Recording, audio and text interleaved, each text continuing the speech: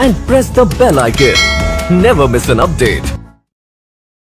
Hello everyone and welcome to the session All India Speed Test Discussion only on Mehendra's official YouTube channel। और यहाँ पे सबसे सटीक तरीके से आपको सॉल्यूशन का डिस्कशन कराया जाता है।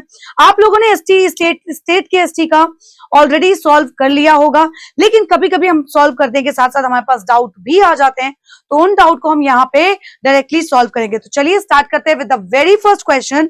You have to find out the incorrectly spelled word, यानी कि जो आपको स्पेलिंग्स दी हुई हैं इसमें किसकी स्पेलिंग रॉन्ग है, वही स्पेलिंग रॉन्ग वाला आपको आंसर मार्क करना है।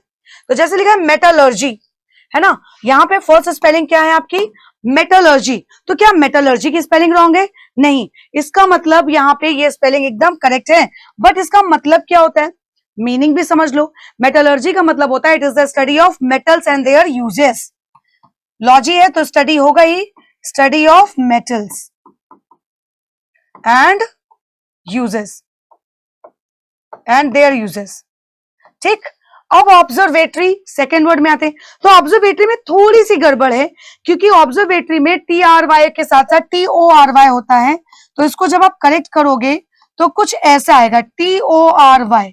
तो ये आपकी स्पेलिंग क्या हो जाएगी, करेक्ट हो जाएगी, और ये आपकी रॉन्ग है। इसका मीनिंग क्या होगा, ऑब्जर्वेटरी का मतलब क्या होता है, ऑब्जर्व करना, है ना। फ्रॉम एक तरीके से आप बोल सकते हैं एक बिल्डिंग, बोल सकते हैं फ्रॉम वेयर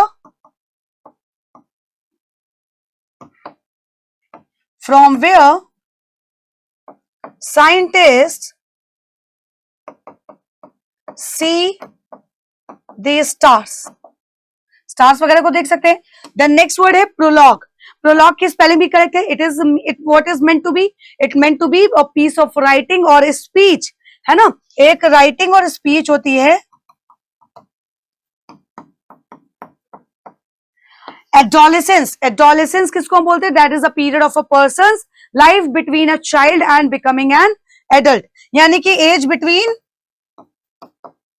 13 एंड 17, है ना। एडल्ट और टीनेज की एज का बीच का जो पीरियड होता है उसे बोलते हैं एडोलेसेंस। तो यहाँ पे इनकरेक्ट स्पेलिंग किसकी है, ऑब्जर्वेटरी की, तो यही हमारा आंसर हो जाएगा। ठीक, चलो नेक्स्ट। इनकरेक्टली स्पेल्ड वर्ड अब इसमें कौन सा है, ऑर्चार्ड। ऑर्चार्ड क्या होता है, ऑर्चार्ड स्पेलिंग भी करेक्ट है, स्पेलिंग करेक्ट है, that is a piece of land, है ना। क्या होती है, पीस ऑफ लैंड होती है जहां पे rich fruit trees are grown. Piece of land where rich fruits are grown. ठीक, आर्करी, है ना। अब आए आर्करी। आर्करी की स्पेलिंग थोड़ी सी रॉन्ग है, क्योंकि यहाँ पे ए नहीं होता है, यहाँ पे होता है ई। क्या होता है, ई। तो ये होता है आर्करी, है ना। और आर्करी का मतलब क्या होता है, एक स्पोर्ट ऑफ, कैसा स्पोर्ट होता है, शूटिंग एरोज। एरो को जो आप शूटिंग एरो करते हो ना, तो वो होता है आर्करी। Anarchy, anarchy is related to a government, है ना। एनार्की क्योंकि क्रेसी से, आर्की से रिलेटेड किससे, गवर्नमेंट से रिलेटेड है। तो यहाँ पे जब हम एनार्की की बात करते हैं, it is a situation in which people do not obey rules, है ना। People do not obey rules. तो एनार्की मतलब वहां पे लॉस को नहीं मानते। और यहाँ पे क्या होता है, मोनार्क मतलब रूल बाय अ किंग और क्वीन, राइट। यहाँ पे रॉन्ग स्पेलिंग कौन सी है, एनार्की की, तो सॉरी आर्करी की, तो मार्क क्या करेंगे, आर्करी, राइट। चलो नेक्स्ट देखो। Now you have to select the appropriate antonym of the given word. Appoint का आपको क्या बताना है, एंटोनिम बताना है। अपॉइंट का मतलब क्या होता है, when you choose somebody for a job, आप किसी को सिलेक्ट करते हो जॉब के लिए, choose somebody for a job. तो डिसमिस क्या होगा, ऑब्वियसली किसी को जॉब से निकाल देना। तो ये तो आपका इसका एंटोनिम हो गया। असाइन मतलब किसी को आप काम असाइन कर रहे हो, यानी कि आप किसी को कोई काम दे रहे हो, गिव समबडी और something for a particular some purpose. Choose मतलब सिलेक्ट करना, और सिलेक्ट भी यही हो गया। तो यहाँ पे करेक्ट एंटोनिम क्या हो गया, डिसमिस हो गया। Next, stable. स्टेबल मतलब जो चीजें स्थिर रहती हैं, है ना, जो मूवमेंट नहीं करती हैं, है ना, जो फॉर्म रहती हैं, स्टडी रहती हैं, जो फॉर्म रहती हैं, है ना, उनको हम क्या बोलते हैं, स्टेबल। लेकिन हमें क्या चाहिए, एंटोनिम, है ना। अब सिक्योर, स्टेडी और फिक्स्ड, ये तो इसके सब क्या हो गए, सिनोनिम हो गए, क्योंकि ये स्थिरता की बात करता है ना। और जिसमें मूवमेंट हो, यानी कि जो क्या हो, शेकी हो, है ना, जिसमें मूवमेंट हो, है ना, उसके लिए हम क्या यूज करेंगे, उसका antonym. Correct. Next, now you have to select the most appropriate meaning of the given idiom. Idiom क्या दिया हुआ है, फ्ली मार्केट। फ्ली मार्केट का मतलब क्या होता है, फ्ली मार्केट क्या मतलब होता है, that is a place where antiques and second hand goods are sold. जहां कहते नहीं है कि सेकंड हैंड माल जहां बिकता हो, उसे हम बोलते हैं फ्ली मार्केट, राइट। नेक्स्ट, अब ये अंडरलाइन पार्ट है, इसको आपको करना है इंप्रूव, लेकिन अगर इंप्रूवमेंट की नीड नहीं है तो क्या मार्क करोगे, that is no substitution required. लिखा है must replying this letter immediately. Must obviously क्या है, एक मोडाल है, दिस इज मोडाल। जब इतना पता है कि ये मोडाल है, तो ये क्या यूज होगा, किसी चीज की एक मोडालिटी को इंट्रोड्यूस या इंडिकेट करने के लिए यूज होता है, चाहे वो आपका रिक्वेस्ट हो कोई, है ना, कोई ऑब्लिगेशन हो, उसके लिए ही तो मोडाल यूज करते हैं। और मोडाल अपने साथ क्या लेते हैं, वर्ब की फर्स्ट फॉर्म, हमेशा वर्ब की फर्स्ट फॉर्म ही लेते हैं। तो यहां पे रिप्लाइंग तो रॉन्ग हो गया, यहां क्या होना चाहिए था, रिप्लाई।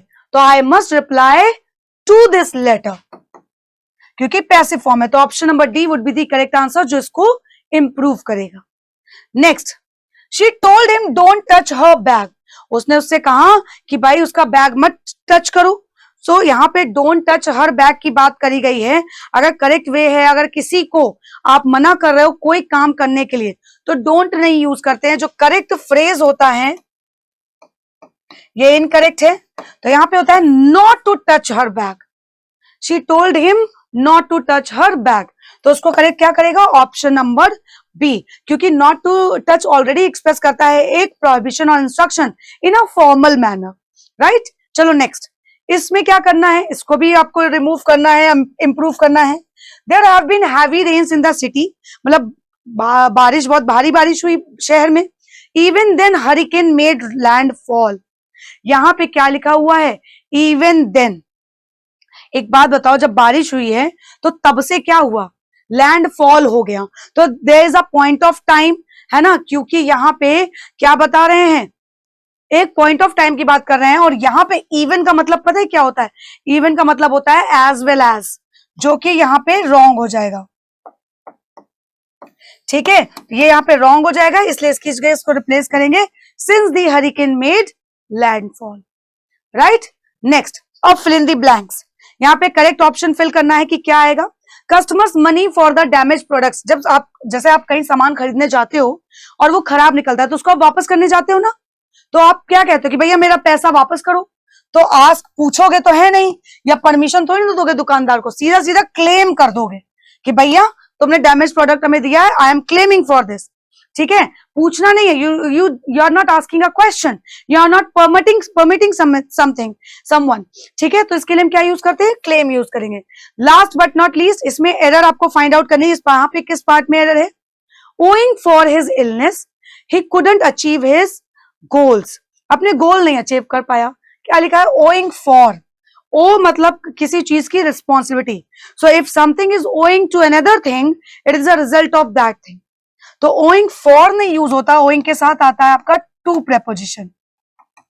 तो ओइंग टू हिज इलनेस, वो अपने कोई भी गोल अचीव नहीं कर पाया। तो एरर किस पार्ट में है, इस पार्ट में है।